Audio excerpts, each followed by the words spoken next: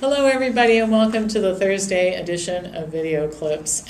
Today I want to talk about this New York supplement ordeal again.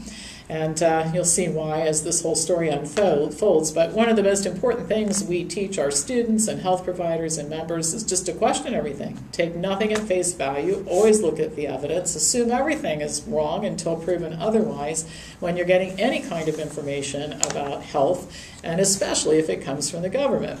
It's easier to say than do, and it's harder when sometimes the information confirms what you think you want to hear, but it may not be right. And so you might remember I talked about this situation with the New York Attorney General's office going after GNC, Walmart, Target, and Walgreens, claiming that supplements that they sold were worthless. The AG's office issued a cease and desist order telling them they couldn't sell these supplements anymore.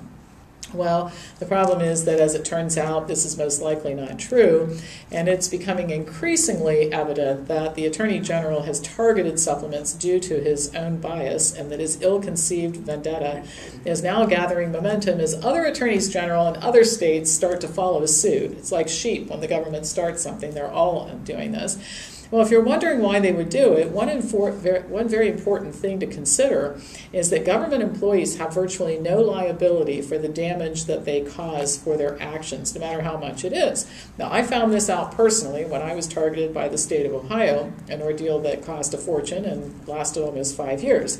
One official, in an off-the-record discussion, told me that I was right, that the people that were involved in this had been really over-aggressive, they had relied on false assumptions.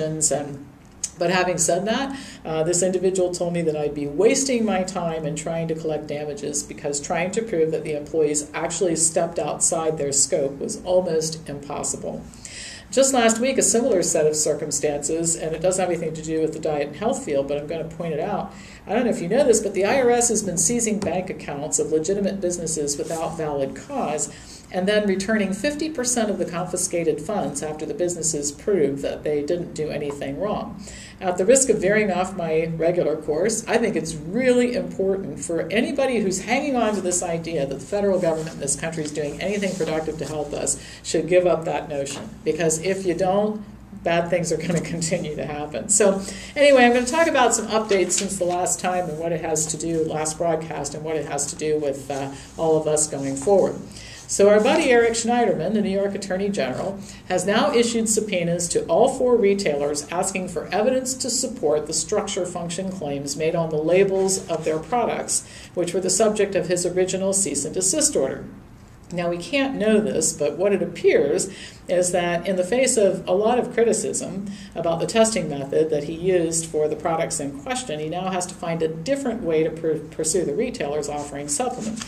I've looked at this, and I will tell you, I've got a great deal of experience in this area. It is almost impossible to expect that a jury is going to accept DNA barcoding if it were to go to court as a reliable way to test supplements. So he can't get them one way, so he's going to come up with another way. But here's the problem. This action is more ridiculous than the first one. The FDA has the authority to regulate the use of structure-function claims on supplements, and the Federal Trade Commission regulates the use of structure-function claims in advertising. If Schneiderman was indeed concerned about this issue, he should have contacted the FDA and/or the FTC and asked them to investigate. One reason is that the companies involved may have already submitted information to the FDA regarding their structure-function claims. Another issue that makes this whole thing very suspect is that the products that Schneiderman chose to go after are products for which there is a lot of supporting evidence to make structure-function claims, and there are in fact many studies posted on the clinicaltrials.gov website. Now, I'm not a fan of structure-function claims, and I'm not doing this because I think any of these supplements are a good idea.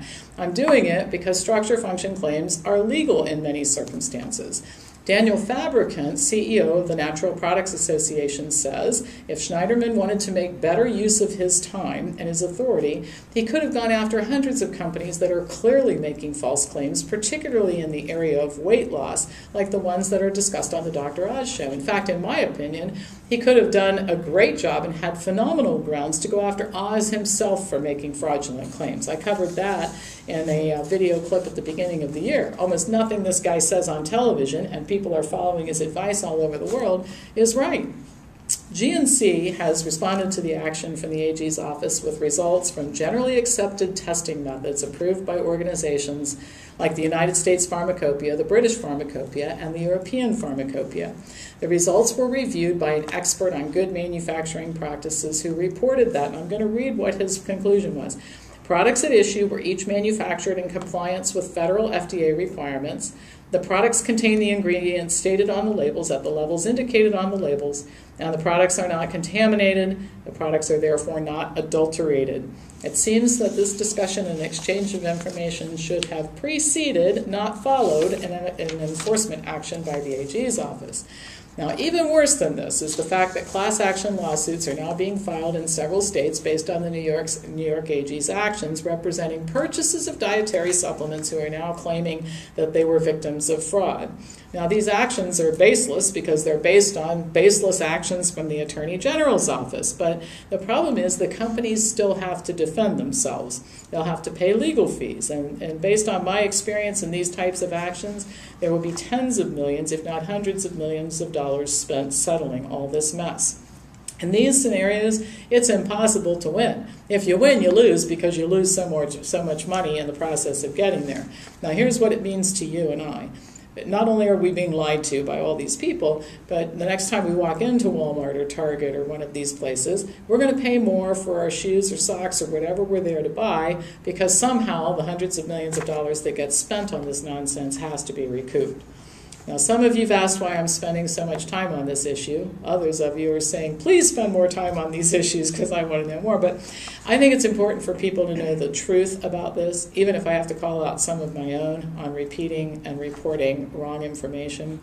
The other is that if it can happen to these companies, it can happen to us too. And if we don't come to the defense of other companies when they're unfairly targeted and other people when they're unfairly targeted, we can't expect people to help us when it's us, all right?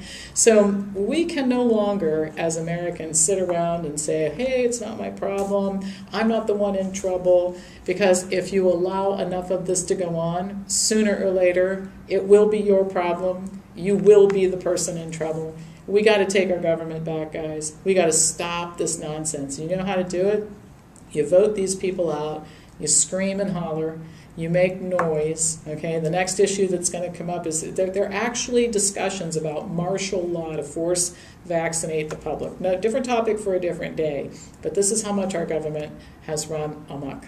All right. So we got to stay engaged in this process. We got to change some of these things. Okay, well, that's the end of my ranting for today. All right, so as usual, pass this on to anybody who you think should be watching it, and I will be back to you again on Monday or Tuesday next week with more news.